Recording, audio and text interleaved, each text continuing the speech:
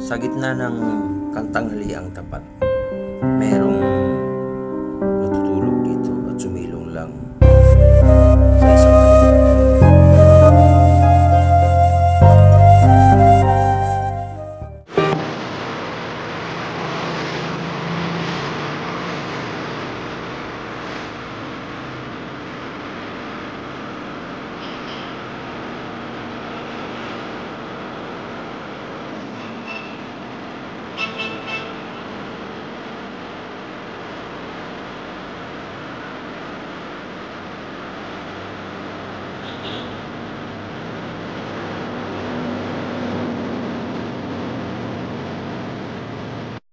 At may nakita akong tatay sa tabi ng kalye na dito na daw siya naninirahan.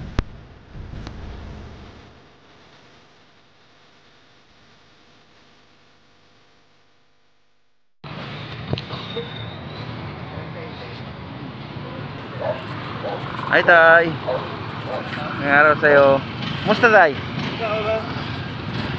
Taga diri ka? Taga diri ka? Muna mo balay? Ha? Hey! Dito na! Iyon ang mga basura tay. Iyon ang mga kalakal tay.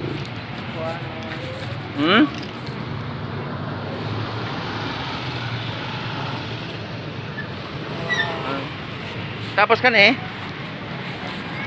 ang baligya. Baligya ni mo?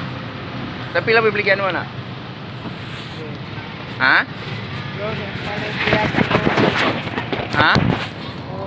Kurodo? Okay. Ug naay mo palit nga kurodo.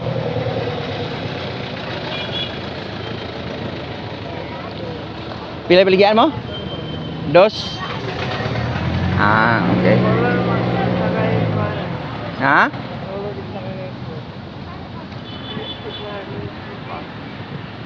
Kilo ra. 1 liter. Pwede din. Dugay na kagapuyo diri tay? Pila ka? Tuig na? Ha? Aming mga anak diay? Ha? Wala yung manak? Paniod to ni mo? Una? Yung paniod to? Palitan tayo pagkaon? Ay na, ako yung palit. Di ko ang taga Jollibee, tapos tagaan to, taga kwarta. Ha? Tagad lang diya ha? Oo. Tagad lang diya, mo balikan ta ka. Okay? Bye-bye!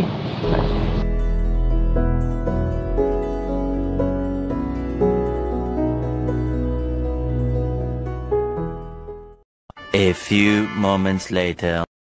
Naghintay pa rin si tatay sa aking pagbabalik. Dala ang ipinangako kong pagkain at kunting halaga.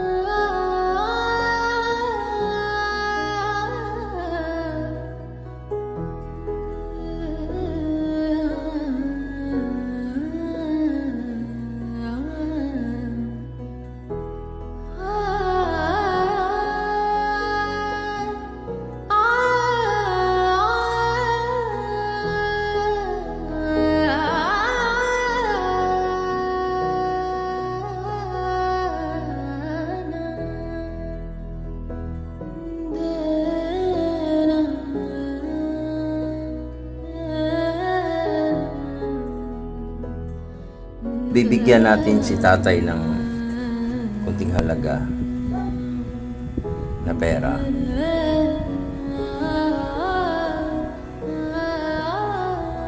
Pero hindi ko muna inabot niya kaagad, guys. Gawa ng may mga batang lumalapit.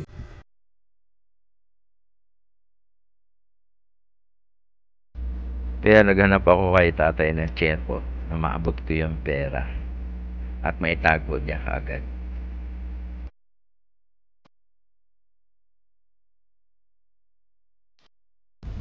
Kaya tinakausap-usap ko muna si tatay para hahanap ng tiyempo na maabot ko yung pera kay tatay.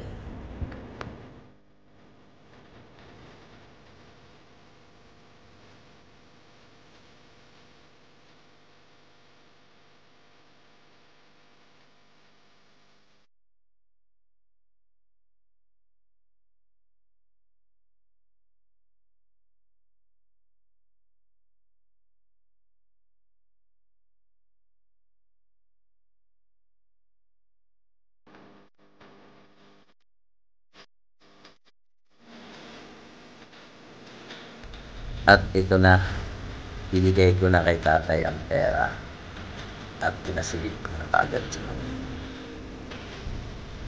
pinatago. At ako'y nagpaalam na rin kay tatay at umalis na. At sa aking patuloy na pag-iikot, meron na naman akong nakita na naka-ipadyak at dito siya nagpahinga. Sa matirik na araw, nahapo ang matanda. Kaya dito'y naiikip-ikip na siya. At bibigyan natin siya ng pananghalian.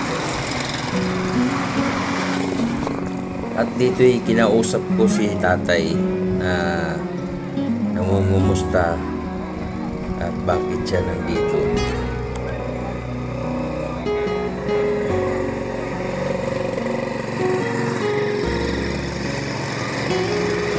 Sige, kainin mo to Jollibee, ha? May Chicken Joy dyan, ha? Okay? Ha? Okay. Sige. Wait lang, ha?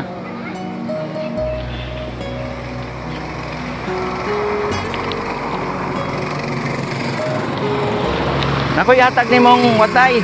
Kwarta. Okay, pusang kwarta, ha? Pusang kwarta, ha? Ha? Okay. Kawit ay. Kanana, ha? Kanana. Pusay mong kwarta.